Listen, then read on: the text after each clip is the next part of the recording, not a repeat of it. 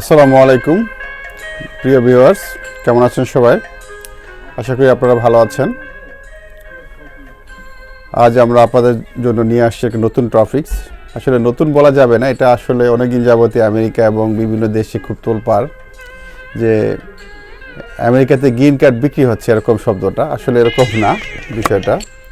এটাকে Trump card বলে আর কি, গোল্ড কার্ড।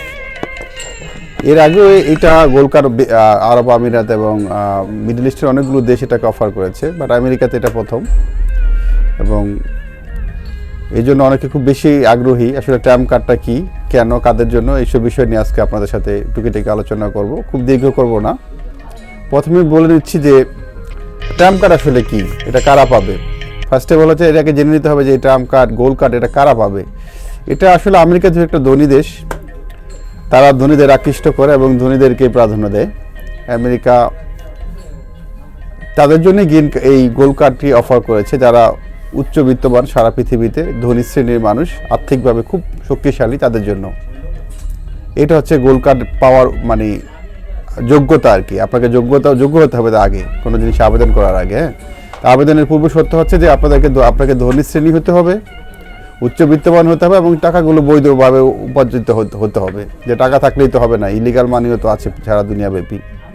এ হলো সত্য।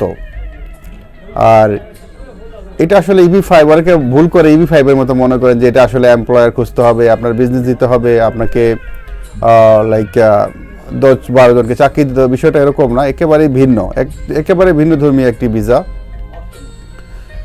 তো আমি প্রথমে বলে নিলাম যে কারা পেতে পারে। তারপরে দ্বিতীয় শর্ত হচ্ছে যে আপনি কিভাবে আবেদন করবেন, আবেদন ফি কত, বা এই জন্য আমাকে কি করতে হবে। প্রথম জিজ্ঞাসা যে এখানে আসলে আগেই বলেছি যে উচ্চ বিত্তবান মানুষের এগুলো কাজ। আপনাকে আবেদনের জন্যই দিতে হবে $15,000 ফি, ফেরতযোগ্য না, এটা নন রিফান্ডেবল। আপনার এটা আবেদন অ্যাকসেপ্ট হোক বা না হোক, এটা ফেরতযোগ্য না। আর এটা সময় লাগে আপনার 1 থেকে 2 সপ্তাহ।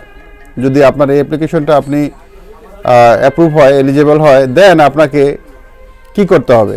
সেকেন্ডেবল থিং হচ্ছে যে আপনাকে আমেরিকান সরকারকে $1 মিলিয়ন গিফট দিতে হবে, অফারের যোগ্য, এটা ফেরতযোগ্য না। হ্যাঁ, $10 লক্ষ বাংলাদেশি টাকা আপনারা বানিয়ে নেবেন, কত টাকা আসে আমি বলবো না। তো $1 মিলিয়ন আপনাকে গিফট হিসেবে আমেরিকান সরকারকে যদি আপনি দেন আপনার ইয়েটা হবে যে সরকার চিন্তা করবে আপনাকে গোল্ড কার্ড দেওয়া যায় কিনা। আর এটা যদি সরকার পায়, দেন আপনার ব্যাকগ্রাউন্ড চেকের জন্য তারা 1 থেকে 2 মাস সময় নেবে। যদি ব্যাকগ্রাউন্ড চেকে আপনার কোনো সমস্যা না থাকে, দেন আপনি এলিজিবল ফর দ্য রেসিডেন্স। এখন আমরা বলে নেই যে এই টাকাটা আপনি কিভাবে আনবেন, পৃথিবীর বিভিন্ন জায়গা থেকে বিভিন্ন দেশের মানুষ কিভাবে আনবে।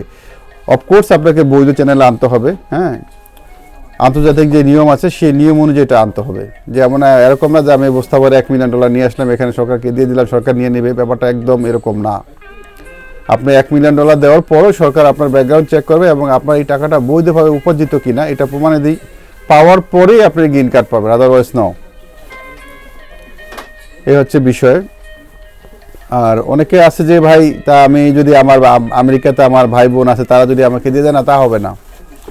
এটা আসলে আমেরিকান সরকার আমেরিকাকে আর্থিকভাবে সচল করার জন্য বা উচ্চবিত্তবান মানুষকে আমন্ত্রণ করানোর জন্য একটা প্রক্রিয়া চালু করেছে, যে এর মাধ্যমে আমেরিকাতে অনেক টাকা আসবে, অনেক ডলার আসবে।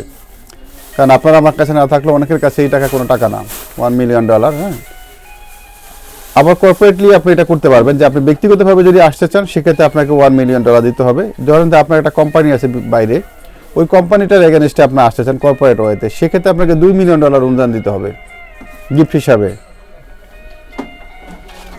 ব্যক্তির জন্য হচ্ছে $1 মিলিয়ন, আর যদি কর্পোরেটলি আসেন তাহলে আপনাকে $2 মিলিয়ন দিতে হবে। এই হচ্ছে বিষয়। তারপর অনেকে বলতে চাইলেন যে ভাই, আমি বাংলাদেশে থাকি, তো বাংলাদেশ সরকার যদি আমাকে আসার অনুমতি না দেয় বা টাকাটা বৈধভাবে না আনতে দেয়, তাহলে আমি কী করবো। আসলে এক্ষেত্রে আপনার জন্য আপনার জন্য আমাদের কিছুই করার নেই, বা আমেরিকান সরকারের কিছুই করার নেই। আপনাকে গোল্ড কার্ড পেতে হলে অবশ্যই বৈধ উপায়ে আসতে হবে, বৈধভাবে টাকাটা আনতে হবে। আর বলতেছিলেন যে ভাই কোনো কারণে আমি $1 মিলিয়ন আমেরিকার সরকারকে গিফট দিলাম, ব্যাকগ্রাউন্ড চেকে আমার টাকার বৈধতা আমি দেখাতে পারলাম না, সেক্ষেত্রে আমি কি করব? সেক্ষেত্রে আপনার জন্য ব্যাড লাক যে আপনি, আমি জানি না আপনার কি হবে, তবে ফেরতযোগ্য না টাকাটা। আরেকটা বিষয় হচ্ছে যে এটার আইনি ভিত্তি কতটুকু, is very interesting question, because এটা হচ্ছে যে এক্সিকিউটিভ অর্ডারের মাধ্যমে, ট্রাম্প নিজের এক্সিকিউটিভ অর্ডার, হ্যাঁ, এটা প্রেসিডেন্সিয়াল প্রোক্লেমেশন বলে, এক্সিকিউটিভ অর্ডারের মাধ্যমে সেটাকে অনুমোদন দিয়েছে। বাট এখনও আমেরিকান কংগ্রেসে এই বিষয়ে কোনো অ্যাপ্রুভাল নেই। সো দ্যাট ভবিষ্যতে হয়তো বা আইন আদালত বা কোনো নীতির পরিবর্তন হলে আপনার এই টাকার ঝুঁকি আছে, তার মানে আপনি ঝুঁকিমুক্ত না, এই মুহূর্তে এখন আপনি ঝুঁকিমুক্ত না। ভবিষ্যতে কোন সরকার আসে বা তার এই এক্সিকিউটিভ অর্ডার টিকে কিনা এটা বলা মুশকিল। তো যারা নিতে চান, যা করতে চান, তাদের জন্য বলবো যে আপনারা যদি এই রিস্ক, এই ঝুঁকিটুকু নিতে পারেন, সেক্ষেত্রে আপনারা গোল্ড কার্ড দিয়ে চিন্তা করতে পারেন, আদারওয়াইজ এই চিন্তা না করাই ভালো। তা আমরা কাউকে এটা মানে আবার এই না আপনাকে আমি ডিমোটিভেট করছি যে বলতেছে ভাই আপনি আসেন, অফকোর্স আপনি আসবেন যদি আপনার অনেক টাকা থাকে, আপনার যদি ঝুঁকি নেওয়ার মানসিকতা থাকে, সেক্ষেত্রে আসতে পারেন। আর যেই বিষয়গুলোতে ঝুঁকি থাকে না সেটা আমরা বরাবরই বলি, যেমন EB3 আছে,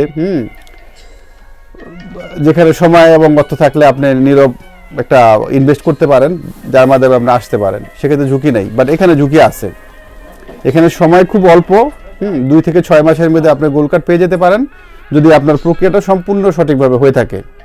বাট ঝুঁকি একটা আছে, আগেই তো বললাম যেটা আসলে এক্সিকিউটিভ অর্ডারের মাধ্যমে অনুমোদিত একটা বিষয়, হ্যাঁ, কংগ্রেস থেকে এখনো অনুমোদন পায়নি, সো দ্যাট এখানে ঝুঁকি আছে। নর্মালি আমরা EB3 ব্যাপারে কথা বলি, EB3-তে এই ধরনের কোনো ঝুঁকি নাই এবং ঝুঁকি থাকে না, বাট একটু সময় সাপেক্ষের ব্যাপার। তো যারা উচ্চবিত্তবান, যাদের টাকা আছে, যারা ঝুঁকি নিতে চান বা যারা ঝুঁকি নেওয়ার মানসিকতা আছে, তারা এটা করতে পারেন। ধন্যবাদ, সবাই ভালো থাকবেন। আসসালামু আলাইকুম।